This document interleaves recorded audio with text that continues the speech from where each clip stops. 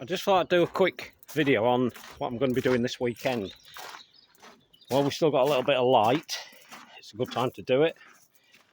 So this here is all the wood that's going to build the floating deck. And it's, what is that, 2x4? All those pieces are 2x4. So I've got enough to create really the framework. Now, the posts themselves are some type of a pine, and I can't remember which one it is, but I've had them for several years, and I'm now going to use them. They were originally going to be making a pergola. There were the legs for the pergola, but if you remember, I actually used those for. I used some telegraph poles to do that in the end, so I've still got them. So what's going to happen on Saturday is we're going to put what we call a wall plate against that back wall there. So one of those pieces of wood will sit on that back wall, and then I shall start the structure from there. But before I do that, I need to put 3 posts in. So these ones here, they're just there to represent where they're going roughly. This isn't an exact science at this moment. So the floating deck's going to be going there. So big post on the left, big post on the right, and the central one. Now the posts on the left and right may end up going a bit higher because they're tall enough to be able to do this at the moment. So they may end up being 6 or 7 feet. But we shall make that decision on Saturday when I set about putting them in. So I said that this area is going to go under development then, and I've already started that development. I'll just sit down and show you. So what I've done at the minute is this. I've taken a little bit of a circular piece of turf out there, and those grasses that you can see there, that's Calamagrostis calforsta, and it's set to tie in with that bit there. I wanted to sort of give a continuity and a link to this side of the border. What I've had to do, look, I never waste anything. So all the bits that I chopped out of that circular bit, or that semicircular bit, is all gone in here. You can see where the yellow is. That's where I marked it. So the greener bits are what were over there.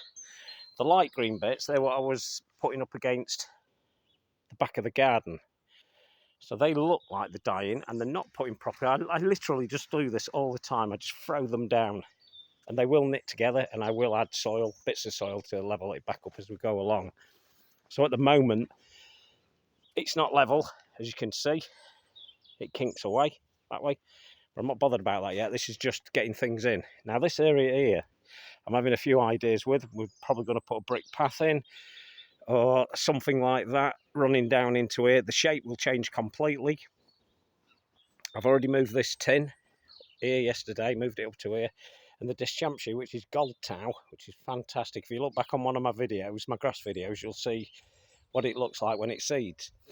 So I've lifted the 3 on the right, the 3 little ones. I've lifted those tonight and split them now. At this time of year, it's not the best time of year to be doing it, I must admit.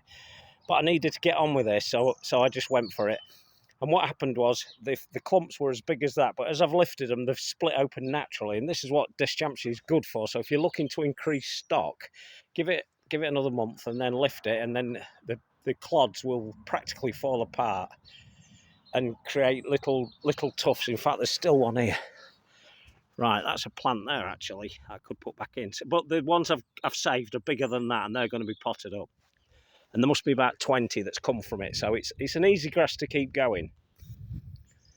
So over time, the shape will completely change. Completely. It's not going to stay like that forever. This is just the start of it. This is just where I'm beginning. I've already messed about with this border. As I said, I would change the Eupatorium, which is Gateway, from here. I think this particular Eupatorium is now called, well, this isn't it. It's called Eucheum now. I think that's the new name for it, and it's called Gateway. And this is one of them, the dark-stemmed one, and then it produces that lovely seed head. Most of the seeds are gone now, but it produces that. It's purple, it's heavily scented as well, so it's good to put around where I've got the deck in, and that's what I've done. I've also got Monarda over there somewhere, which is also going to give you a nice smell when we sat on top of this, because remember, the deck is going to float from the top of that brick over to the top of this wooden bit here. Well, it's not going to stay there at the minute. That's not staying in there. That's where the big post will be. And what I shall do is I shall create scaffold boards across it, so it'll look like the decking. And that should look really interesting. I still haven't decided if I'm going to put a handrail around it yet, but as I said, I've got a disabled daughter and I probably will end up doing that. But what you'll see from here, the decking will run across all there. It'll run across, and it'll run across for about 8 feet. The size could change Saturday, could change, who knows. But at the moment, it's going to be 8 feet, which I'm quite comfortable with. I could probably go up to 10 at the moment, and I'd probably go to 10 foot there along that back wall. So we'll put the wall plate on first, and everything else will be taken from that. All the measurements will be taken from that. Now I like this. What would you call that? It's a water vessel, really, isn't it? It's just a water vessel, and I like it. And I had it above the top border at one point, if you remember. It was in the other border, the long border at the back. It was in there originally. And what I like about it is that it's got a bit of rust going on. And these are little things that designers and garden designers all pick up on. So as you can see from here, that's rusty. And if you look behind, that's all that mesh, the reinforcing mesh that goes into concrete. And that all matches in, it all marries in. And then it all matches in with gold towers. It comes into seed head. It's also a goldy looking colour, the seed heads. And they all tie in, but they all look interesting. Now I appreciate at the minute you've got to have a good imagination for this, but this will completely change over the next month and a half to 2 months. All this grass here will change completely. The borders will be better shaped. I'm toying at the minute with creating that sort of shape here, doing the same thing there to match it, and then making you squeeze through to give it that pinch point through here, so you'd walk through here on a brick path, an old brick path. Hopefully that will happen. I've also got a load of old quarry tiles, so we can get really creative. So that's my intended job for the weekend, is to put that up. Now at the very least I expect to have the old framework up. I won't have the scaffold board tops yet because I've not bought them yet. I just want to get the framework up, and then you'll get a better idea what's going on. Underneath, I don't know what I'm going to do yet underneath, because you are going to be able to see this and view this. And the only way I could really disguise it was to put some sort of a wooden fence, larch lap type panel down the front of it and down the sides of it. But I'm not really keen on that. I've seen it done before where you have chains running down. On one garden program years and years ago, they did a similar thing where it was a lot higher than that, and they put chains and they used it as a storage area, which would be quite interesting, but I don't think it's really needed for me. I can't get a lot under there, and I don't really want to put out under there. Some of you may suggest putting some types of plant, but you've got to remember there's going to be no light under, not a lot of light anyway under there, and there's also not going to be a lot of water hitting that, so any plant going under there would really struggle. But what we will have is we'll have some plants going up the side, so we'll be able to get introduce some that will just tuck themselves under the wooden structure itself, so that'll be all right. And yeah, I'm quite happy at the moment with my ideas, but as I say, things could change a little bit.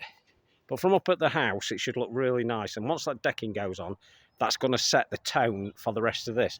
Now, I've got a load more perennials I'm hoping to put in here. I've got Veronicastum virginicum pointed finger, which is a cracking plant. Look it up. Look up some pictures and you'll see why I like it so much. And that's probably going to make it in here. I've got 1 or 2 other plants that I'm not going to tell you about at the moment that are also going to go in there. And I'm hoping to just get this a little bit more flowery. I'm not, as you know, I'm not bothered about flowers. I'm more of a form, shape and structure man. So I'd be happier to see, well, to be quite honest, I'd be happy to see loads of euphorbias in there, because they look good any time of the year. But we will make this look more interesting. Now there's 3 grasses here. The lighter green colour, that's Calamagrostis acutiflora, and it's one called Waldenbush. Smaller than Carl Forster, but I really like it, so it may find its way back towards the Carl Forster border to give the contrast between the 2 types of grass. I don't know. Again, it's something that's up in the air. But it's looking good, and I think my ideas are sound at the moment, and I think that deck is what's going to make it. I think once the deck's in there, you're going to get a better idea of where I'm heading with this. And hopefully by the weekend, I will have achieved that. And if not, the only reason I won't have achieved it is because the weather's been against me. And the only thing that'll stop me is if it's pouring it down with rain. And we're not expecting rain, only cold weather. And cold weather doesn't really worry me, as you know. So it should look great against the Cloister Pergola. For those that haven't followed me for long, this is the Cloister Pergola. And this was a build that happened over several phases. We put little bits in, then we added to it and added to it. And it's looking really good now. So it's going to look good with that floating deck. It'll look great. Well, hopefully it'll look great. Who knows? Might look rubbish. Don't know. So this is from the other side. And there's a lot of work to do. I've actually moved loads of plants around in this area at the moment. And I've got one or two other little changes to make. Nothing too drastic. I've got to sort this edging out because it's not right. It was only been cut rough, and it was only cut rough last year deliberately because I didn't know what I was going to do with it. But there are plants that grow up here. Remember, there's a big miscanthus that grows here, so we have to be mindful that that's there and going to be quite big. And this is one called Miscanthus sinensis Poseidon. It's a very old variety, but a very large variety. So again, I have to be mindful of that. So we'll do something with that more interesting. But it's looking good. And while we're here, let's mention the elder, the Sambucus porifera, which is Black Tower. I have cut that limb off. I said I would cut it off. And I think I've managed to get between 7 and 9 cuttings off of it.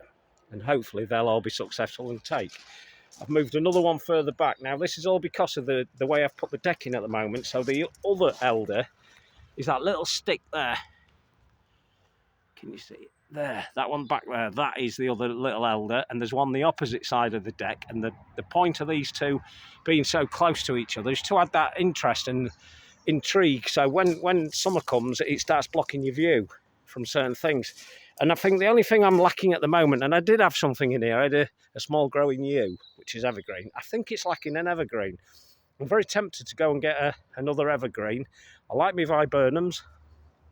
So maybe I'll go for something like Eve Price or French White or one of those types, because they will stay to about between 4 and 6 feet. So they would go in there lovely, produce lovely flowers. I've got some grasses in here, as you know, as well. So again, we have to be very careful what we do put in, because if we start introducing too many plants, we could end up making it look a mess. And it's very difficult at this point to know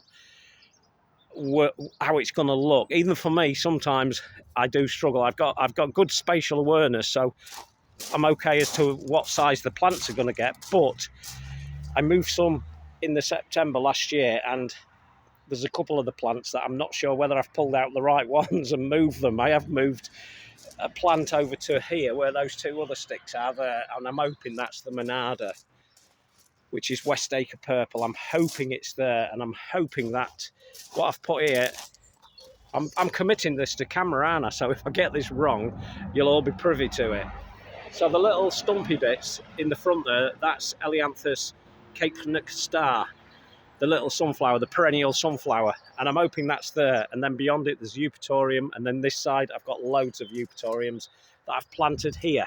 This section here has got about 5 Eupatoriums in. I don't need more than 1 Eupatorium in there, but I want to make that clump up bigger, quicker.